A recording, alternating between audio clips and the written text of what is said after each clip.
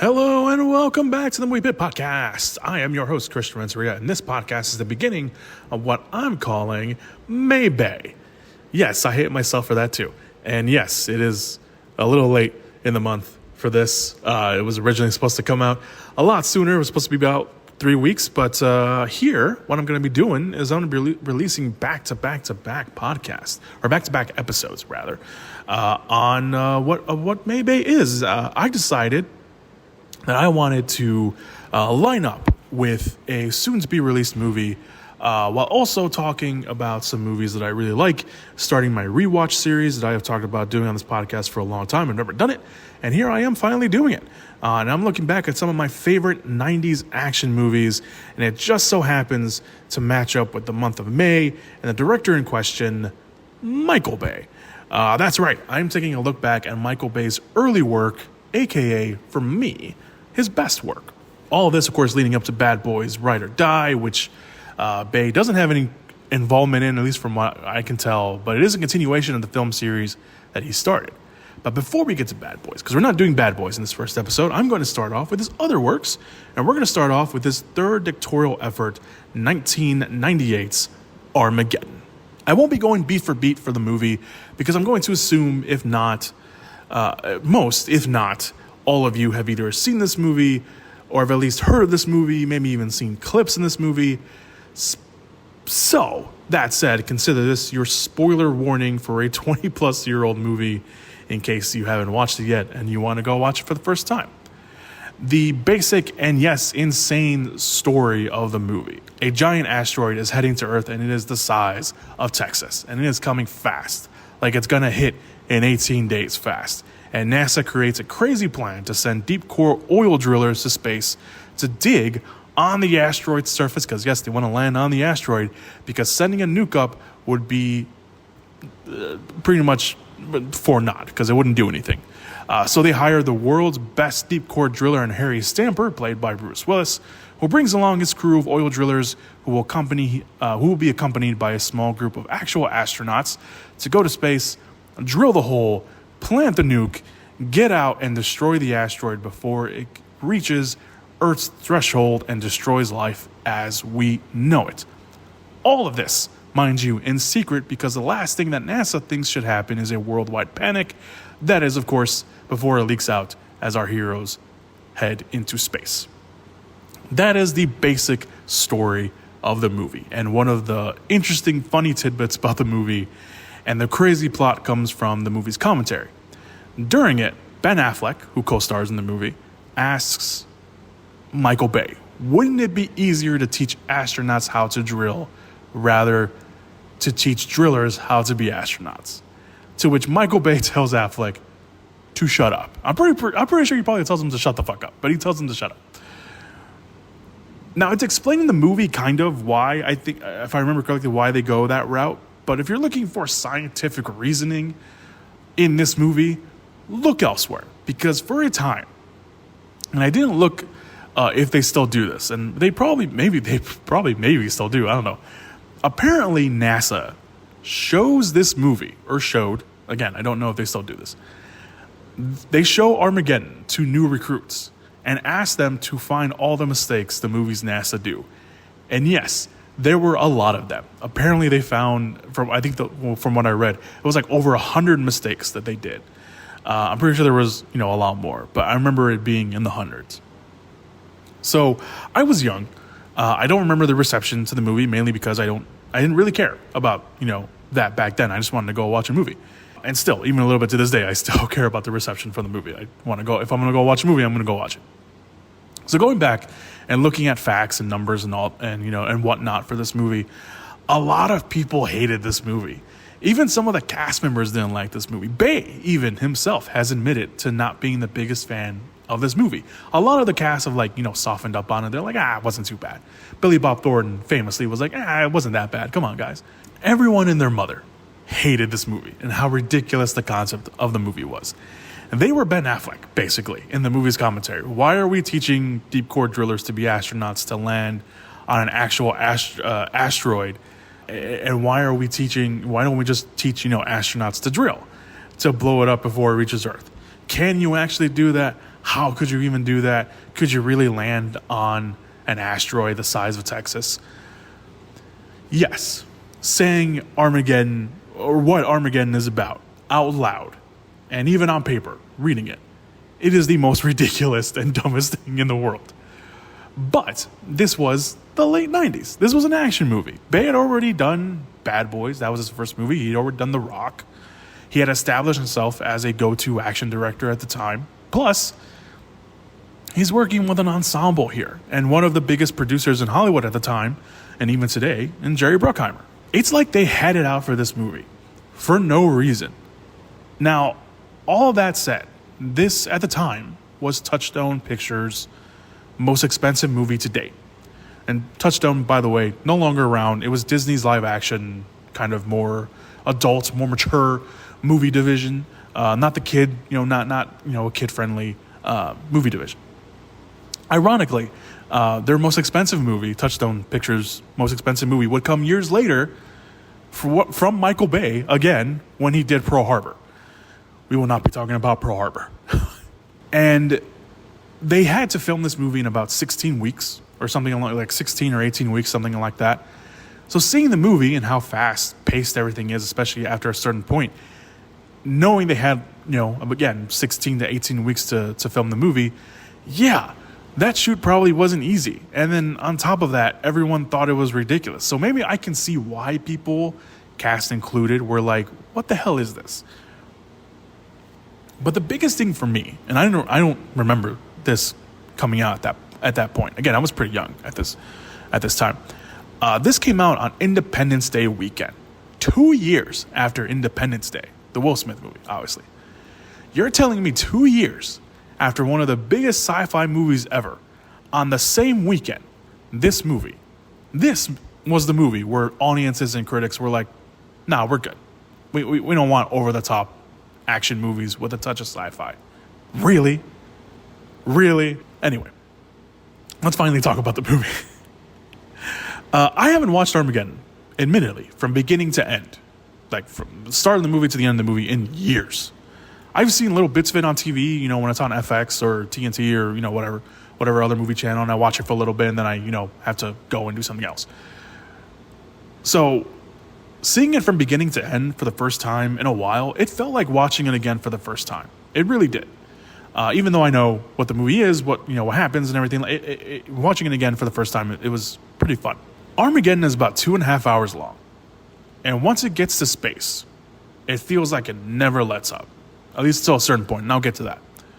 The second you enter the Russian space station and meet up with Peter Stormore's Lev, this thing is neck-breaking fast.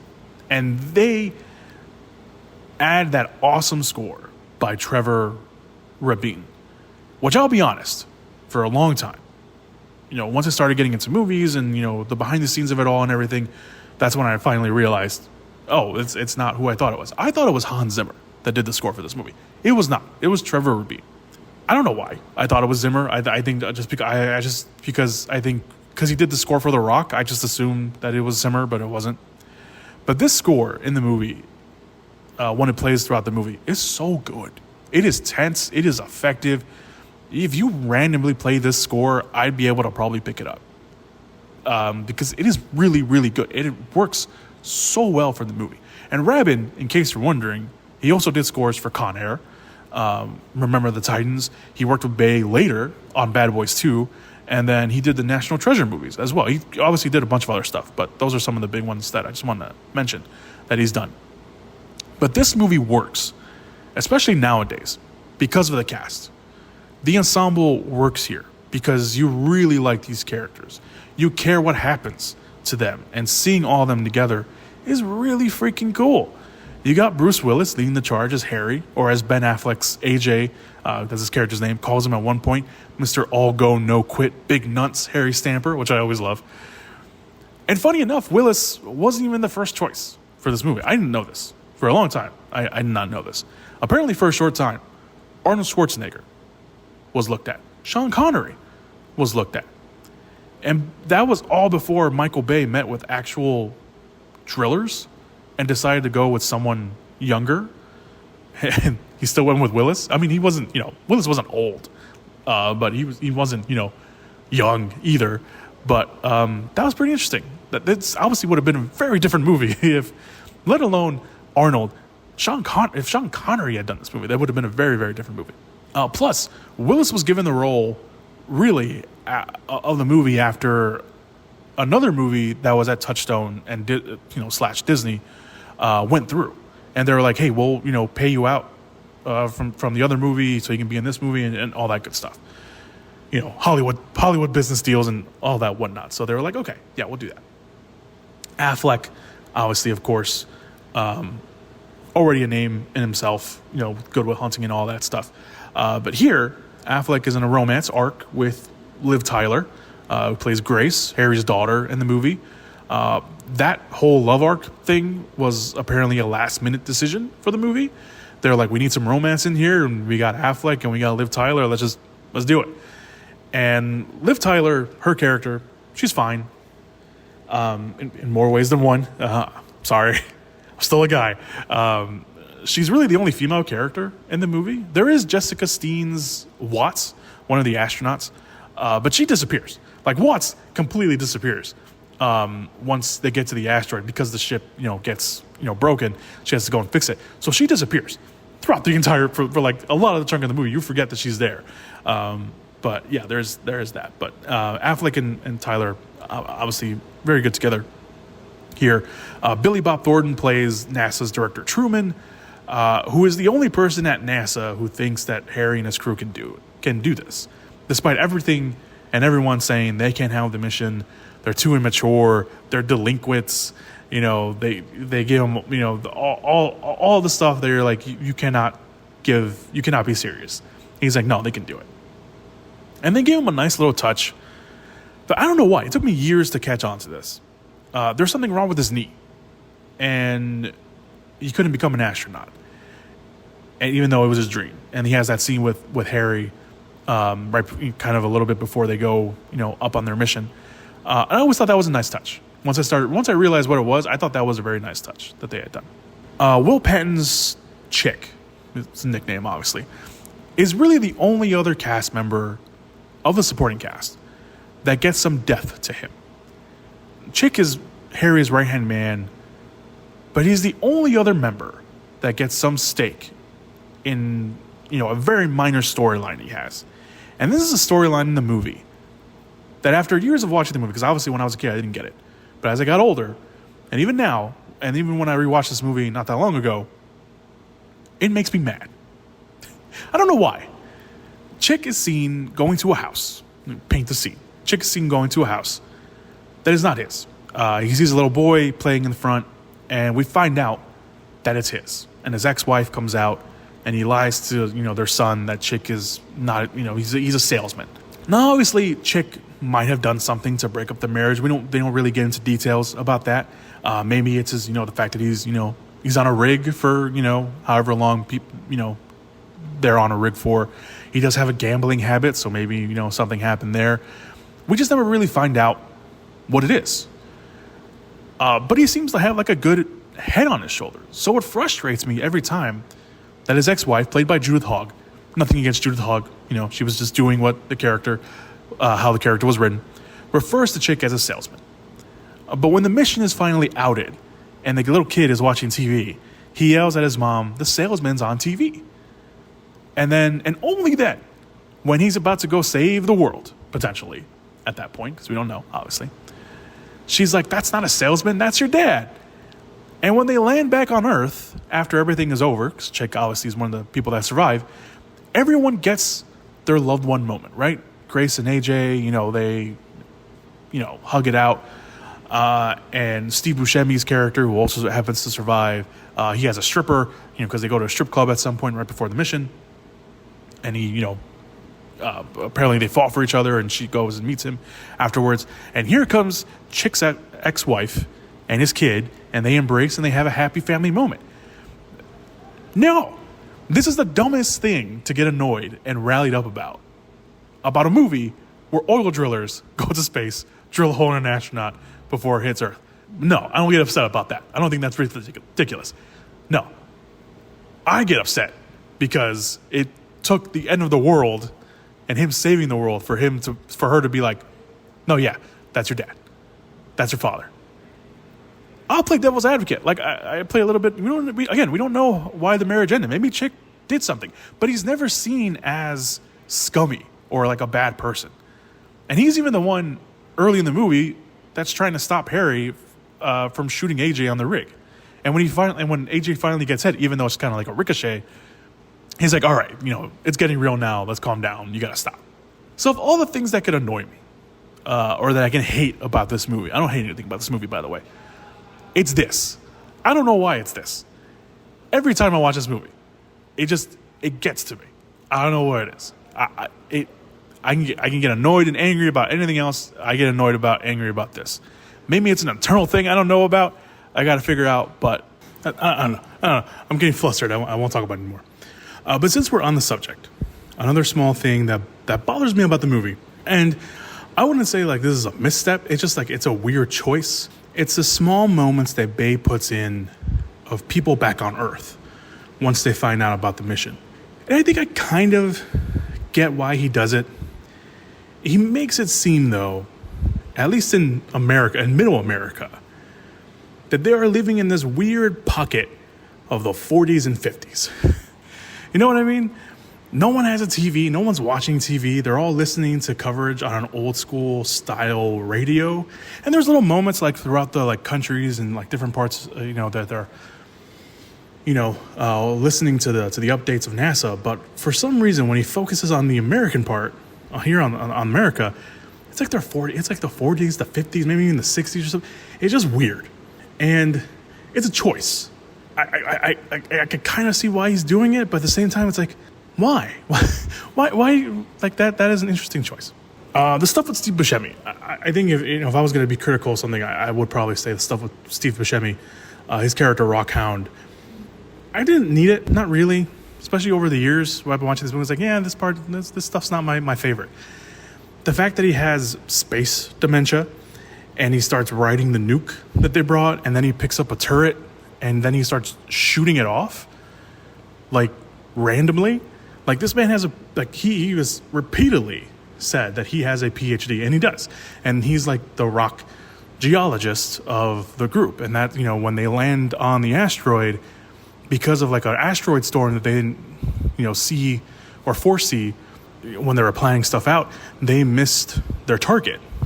So they land basically on like a diamond plate and making, the drilling harder. And he's the one that catches it. So he knows, he's smart. He's a smart character. He knows what he's doing. But then he gets up there and he gets space dementia, and he's the only one that goes crazy. No one else goes crazy. Just him. No one else gets a hint of it. Just him. He's the only one that goes crazy.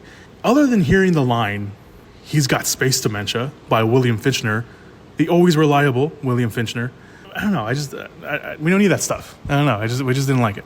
And I mentioned earlier, there's a part where the movie slows down, where you start to feel the length. And it's this part.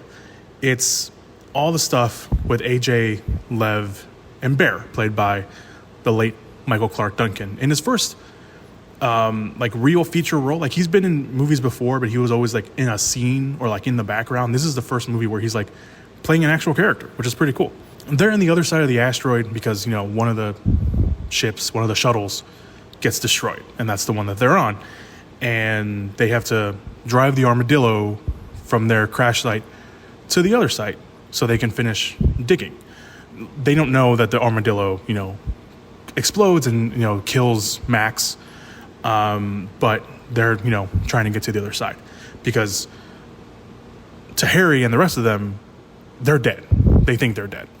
So it's a nice, cool, reunion when, they see the other Armadillo coming in and they can finish drilling. But it's there where it kind of slows down and you can kind of feel the runtime of everything. But everything else, I really liked.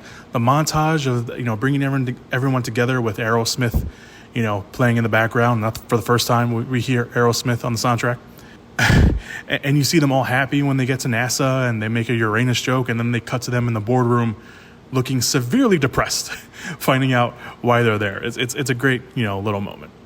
The tests they go through, the multiple tests they go through, because they have to go through years of training in the span of a few days. And they're great montages, and we get, those moments, we get some great character stuff with that. And then, obviously them trying to deal with everything, and, we get more of the romance stuff between AJ and Grace, and, before they go up, AJ asks, Grace to marry him. And there's when we get a very human scene. And it's one of those scenes, like, as I got older and I watched the movies, I appreciated it more. Because it gives you even a little bit of characterization to these other characters. It's Harry, it's Bear, it's Owen Wilson's character, Oscar, and I think even Steve Buscemi's Rockhound is in there as well. And they're talking about AJ and Grace. And AJ, obviously Harry very against AJ and Grace being together. But everyone else is telling them, hey, they're young, they're in love, they're good together. And Bear basically says, we all had a hand in raising Grace. We're all like dads here, and we're happy for them. And you should be too. And it echoes a scene, and then Harry says, I'll be damned if my daughter after everything, ends up with a roughneck. And it echoes a scene very early in the movie, after Harry finds out about Grace and AJ, where Grace tells Harry that she's been surrounded by, roughnecks her whole life. He shouldn't be surprised that she ends up falling for one. And it's true. The world's ending, at least in their eyes. And Harry is still stubborn. He will not let his daughter end up with someone he thinks is not good enough for her. But should mention the mom. The mom's not around. She left. It's said that she left, and they've been on their own. But it's this scene. It's a small scene. It's not even like a big scene. It's not like a big production scene. It's like them just gathered together, talking. It doesn't relate to the big danger of the movie, but it works so well because it gives, like I mentioned, you get a little bit of, Wilson's Oscar. You get a little bit of Bear in there. It's great. It's a great scene. I've come to really like that scene ever since I've been rewatching it as much as I can. So that said, let's talk about the ending. The bomb, the nuke that they bring. Of course, at one point the government tries to set it off from Earth when they realize, again, at first, that they can't reach the depth that they need. So they realize someone, and that's, again, that whole cool scene there with, William Fichtner being like, I was brought up here because, just in case something like this happened, and you failed, we have the, a manual detonator that I can just set off and we take off and that's it. And we just pray that, it works. They realize when, and then, they shut off the bomb as much as they could, and the bomb's still busted in the end. So they realize that someone has to stay. And they have to draw straws. And AJ gets the short end, literally the short end of the stick. So Harry takes him down and he's like, no, you're going back up to the shuttle. You're going home. And you're marrying Grace. And how Harry does it is still to this day very wild to me. He cuts off AJ's oxygen supply, and then he throws him in. The shuttle has like this little elevator that they've been going up and down in. And he just throws him back in there, decompressing it so he can actually breathe, and sends him back up. And it's a good thing they're leaving, because otherwise AJ would have never been able to probably leave the shuttle after that. This leads, of course, to the infamous Affleck crying scene, telling Harry that he loves him, and then Harry has to go and say goodbye to Grace through the comms and through the comm and video link that they have on the Armadillo. And it's just how it's set up, but the screen plays the messaging between both of them plays on every screen possible at NASA. It's like you couldn't give them like some privacy. Like at that point NASA knows like Harry's staying, he's setting off the bomb manually. They don't tell Grace that. Grace only finds out through Harry at that point. It's a very good scene, touching scene, and once they get past that, Harry of course sets off the nuke very close to the threshold, of course, because it's still a movie. They need in the small amounts, and then basically Harry's life flashes before his eyes. We get small moments of Grace when she's little, and him, and together, and we get the somber ending. Right, everybody gets back on Earth. The world is saved. Grace and AJ get married. To the credits with everyone there, and they have pictures of the crew that died. Of their friends there as well. Interestingly, all the stuff playing during the credits that was shot on a Super 8 of the wedding was Affleck's idea. and shot with his own Super 8 camera. And he even got to direct some of it when he wasn't on screen. So that was pretty cool. I thought that was a nice little tidbit. And that's Armageddon. An over-the-top 90s action movie with a great cast and score. Do you think it's a ridiculously dumb, fun, popcorn action movie, or is it just ridiculously dumb? I want to know. I want to know your thoughts on Armageddon. Other little tidbits. Charlton Heston does the voiceover at the beginning. I always thought that was interesting. I never knew who it was until I got older and realized who Charlton Heston was, and I was like, oh, that's pretty cool. Jason Isaacs is in the movie for like 3 minutes as like a NASA top advisor on what will happen and what they need to do. And I remember him being in the movie, but I also forget how much small amount of time he's actually in the movie. So I always find it funny that he's in there. I think I briefly mentioned Deep Impact earlier. This and Deep Impact came out months apart, and they have obviously very similar ideas. And honestly, I know I've watched Deep Impact. Other than the kind of spoilery scene on the beach, that's all I'll say about that. That's the only thing I remember about Deep Impact. So if you're going to ask me which one I prefer, I'm going to say Armageddon, mainly probably because I've seen Armageddon more, but also I don't remember a thing about Deep Impact. Maybe I need to do a Deep Impact rewatch. I don't know. We'll put that on the back burner. This was nominated for 4 Oscars. I didn't know that. I didn't even realize that. It was nominated for visual effects, sound, and original song. Didn't win anything. And I forgot to look up who won. I was going to put that on my outline, but I didn't. Interesting tidbit here for the writers. Jonathan Hessling, I think that's how you pronounce his last name. Before he wrote this, he wrote Die Hard with a Vengeance and Jumanji. After this, he went on to work on The Young Adventures of Indiana Jones. He wrote and directed the Thomas Jane Punisher movie, which was pretty cool. The other writer, J.J. Abrams, yes, J.J. Abrams of all people, he was brought in by Bruckheimer to punch up the already written script. And at that point, he was only known for Felicity. So he was really brought in to punch up the script. And there was apparently a quote that I think it was from Abrams himself when he talked about it in the past. He's like, yeah, they brought me in just to punch up the script. He's like, Bruckheimer told me, don't worry about science or anything. Just try to make it enjoyable and try to make it fun. The last 2 writers, Shane Salerno, apparently that's a very hard name for me to say, was working on a TV series at that point, and then he went on to do Shaft and AVP, Requiem, Savages, and Avatar: The Way of Water. That's right. One of the men who wrote Avatar: The Way of Water wrote Armageddon. Yeah. And the last writer, probably the most famous one of them all here, next to J.J. Abrams, Tony Gilroy. Tony Gilroy did some work on here. And before that, he had done Devil's Advocate. And of course, he went on to do, the Bourne movies, Rogue One, Andor, Michael Clayton that was a specific shout out for someone out there, if you're listening to this. But yeah, that's cool. And the final tidbit, I'm Team Michael Bay here. If the movie was about astronauts learning how to drill, I don't think it would have been as fun. Drillers have their own world, their own language, their own style, and seeing these true blue-collar guys just being able to handle the tests they put them through is something else. Plus, a driller, I assume, would know what they can and can't do with the drill. The pool scene, jumped back a little bit into the movie, apologize for that.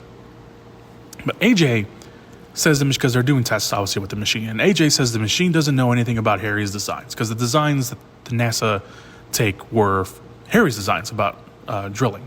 And I can feel that is a real conversation if we were ever put in this situation, that would happen. AJ is a bit of a cowboy. They acknowledge that a lot. Harry's been doing it for a long time. Obviously, he's the veteran. He trusts his gut, and he would know when to keep going and drilling. But so does AJ. And AJ's on the younger side. Again, he takes risks, but he's also someone who knows what he's doing, even if he doesn't think it all the way through. An astronaut who just learned how to drill will just go directly by the book and just let it go and maybe not push it. Similar to what Harry does. Harry's, again, we've been pushing, he's stubborn, he's a no-nonsense kind of guy, so it makes sense why he would be harder on AJ, besides, him dating his daughter thing. But it would make sense that conversation would happen. 2 very different ways and 2 different styles of doing the same job, both wanting the same outcome, and both potentially getting the same outcome, just going about it different ways. I think that was pretty cool. All right, that's Armageddon. On the next episode, we are going to talk about one of my favorite all-time movies, one of my favorite Bay movies, if not the favorite Bay movie. We're going to be talking about The Rock. I'm very excited for that. So I'll see you on the next one. We'll be talking about The Rock. Let me know what you thought about Armageddon in the social medias out there. Make sure to follow the podcast everywhere, and I'll see you guys next time.